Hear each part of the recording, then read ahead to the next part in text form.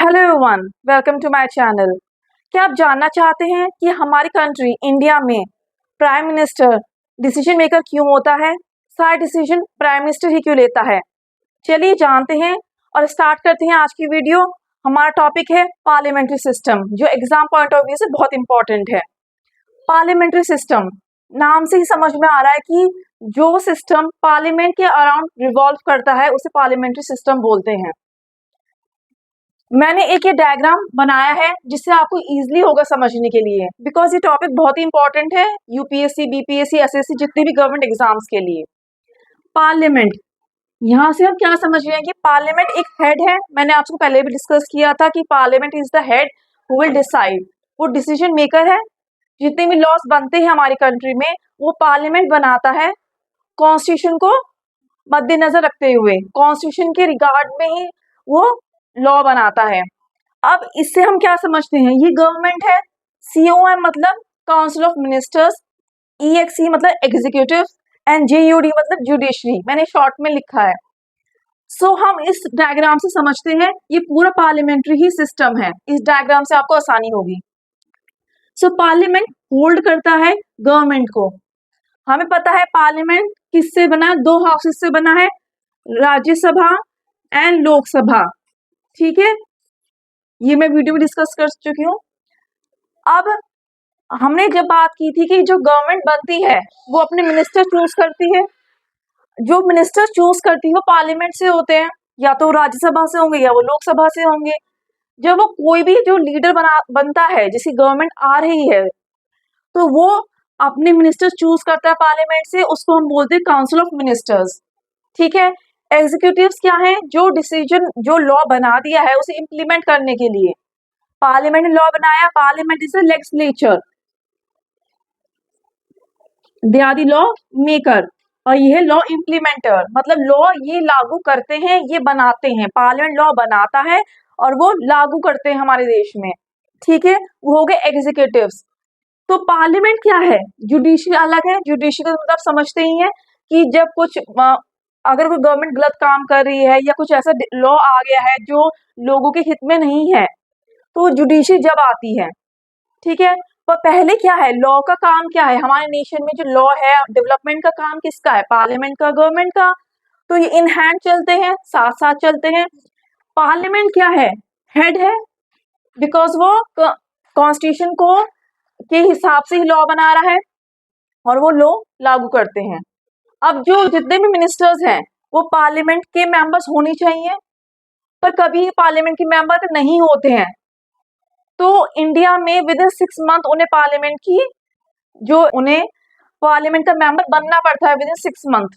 ठीक है, अगर वो बाई चांस मेंबर नहीं है, जैसे जयशंकर, वो पार्लियामेंट के मेंबर नहीं थे, पर विद इन 6 मंथ उन्हें मेंबरशिप लेनी पड़ी पार्लियामेंट की। ठीक है, तो अब क्या हुआ, अभी लोकसभा जो है, लोकसभा क्या है, ये डील करती है डायरेक्ट गवर्नमेंट के साथ। अगर सपोज गवर्नमेंट काम नहीं कर रही, अच्छा काम नहीं कर रही है, तो लोकसभा क्या करेगी, नो कॉन्फिडेंस मोशन ले आएगी, तो गवर्नमेंट गिर जाएगी। आपने सुना होगा कि उसकी सरकार गिर गई है, लोकसभा में मेंबर्स ने उनको ये कर दिया है, या स्पीकर हाउस में ये बोल दिया, आपने कई बार न्यूज सुना होगा। तो गवर्नमेंट और लोकसभा इन हैंड चलते हैं। लोकसभा चाहे तो गवर्नमेंट गिरा सकती है अगर उन्होंने अपने आप को प्रूव नहीं किया। बजट आता है, कहते हैं बजट पास नहीं हुआ, मनी बिल पास नहीं हुआ। ऐसा क्यों होता है, इसलिए होता है कि लोकसभा बाई चांस उन्होंने उसको मना कर दिया या खारिज कर दिया। तो अब क्या है, लोकसभा, राज्यसभा भी क्वेश्चन कर सकती है गवर्नमेंट को, पर मेनली जो है गवर्नमेंट क्या है, क्वेश्चनेबल है लोकसभा को। अगर लोकसभा कोई सवाल उठाती है तो गवर्नमेंट को उसका जवाब देना पड़ेगा, नहीं तो सरकार गिर जाएगी। वो इसलिए होता है कि अगर लोकसभा किसी कोई क्वेश्चन उठा दे या किसी बात पर कोई अपना इनवैलिड पॉइंट रख दे या वैलिड पॉइंट रख दे, तो अगर गवर्नमेंट प्रूव नहीं कर पा रही है तो वो सरकार गिर जाती है।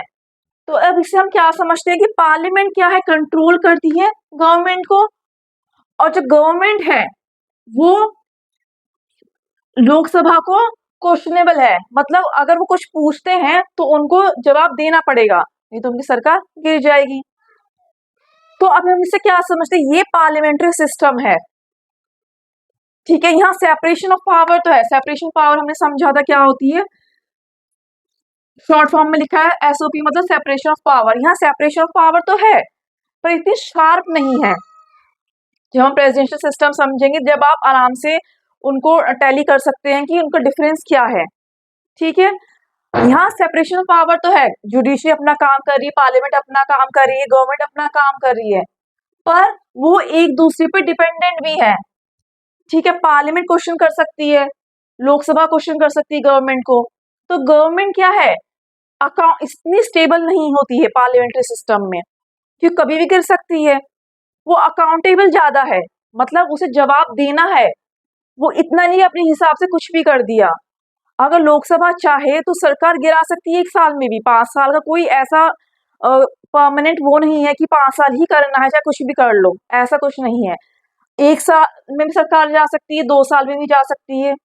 तो पार्लियामेंट्री सिस्टम में क्या होता है, सेपरेशन ऑफ पावर तो होती है, सबकी अपनी अपनी पावर है, पर इतनी शार्प नहीं होती है। ठीक है, और यहाँ लोकसभा को वो जवाब देने के लिए जरूरी है, उसको जवाब देना ही है, अगर क्वेश्चन वो करती है तो लोकसभा सरकार गिरा सकती है। तो इससे हम क्या समझते हैं, तो ठीक है, तो अब क्या है कि अब हमने बात की प्रेसिडेंट और प्राइम मिनिस्टर। ठीक है, अब प्राइम मिनिस्टर हेड होता है इसमें, कैसे, जितने डिसीजन मेकिंग है वो प्राइम मिनिस्टर लेता है in the name of president. वैसे तो प्रेसिडेंट एक कंट्री का जो हेड होता है वो प्रेसिडेंट होता है, हमारी कंट्री का भी जो हेड है वो प्रेसिडेंट है, पर थियोरिटिकली है, बस पेपर में है। Practically prime minister is the head. Prime minister decision लेता है प्रेसिडेंट के नाम पर। ठीक है, अगर किसी को अटैक करना हो, कुछ वॉर का डिसीजन हो, कुछ लाना हो, तो प्राइम मिनिस्टर ही डिसीजन मेकर है, किसमें, पार्लियामेंट्री सिस्टम में। ठीक है, president is the head of the state, state का मतलब कंट्री, बट इसमें क्या है, थियोरेटिकली है, बस ये पेपर पे है कि हाँ प्रेसिडेंट हेड है, पर उसके नाम पर prime minister is the decision maker. जैसे हमारे इंडिया में, इंग्लैंड में, कनाडा में, ऐसी बहुत सी कंट्री है जहाँ पार्लियामेंट्री सिस्टम है।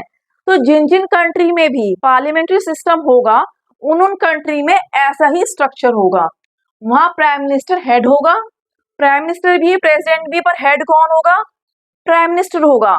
हेड इन द सेंस कि डिसीजन कौन लेगा, प्राइम मिनिस्टर लेगा, पर लोगों की नजर में थियोरेटिकली पेपर में प्रेसिडेंट हेड है, पर डिसीजन मेकर किसके हाथ में है, प्राइम मिनिस्टर के हाथ में है। अभी जब अटैक हुआ है, अब रिसेंट अटैक हुआ है जम्मू कश्मीर, आपने सबने न्यूज में सुना होगा, फलगामा में अटैक हुआ है।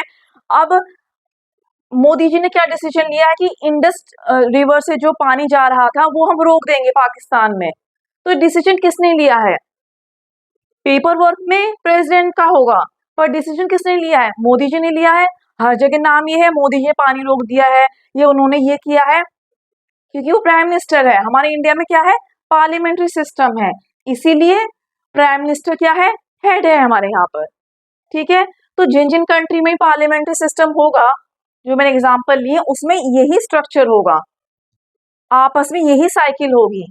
पार्लियामेंट जो है वो कंट्रोल करेगा, मतलब गवर्नमेंट कंट्रोल करेगा। गवर्नमेंट क्या है, लोकसभा को क्वेश्चनेबल है, मतलब लोकसभा चाहती है कुछ पूछना, कुछ करना, तो लोकसभा कर सकती है, अगर वो अपना प्रूव नहीं करते हैं तो सरकार गिर जाएगी। तो ये क्या है, पार्लियामेंट्री सिस्टम है। इससे हम क्या समझते हैं कि प्राइम मिनिस्टर इसलिए डिसीजन मेकर है। अब हम प्रेसिडेंशियल सिस्टम समझते हैं।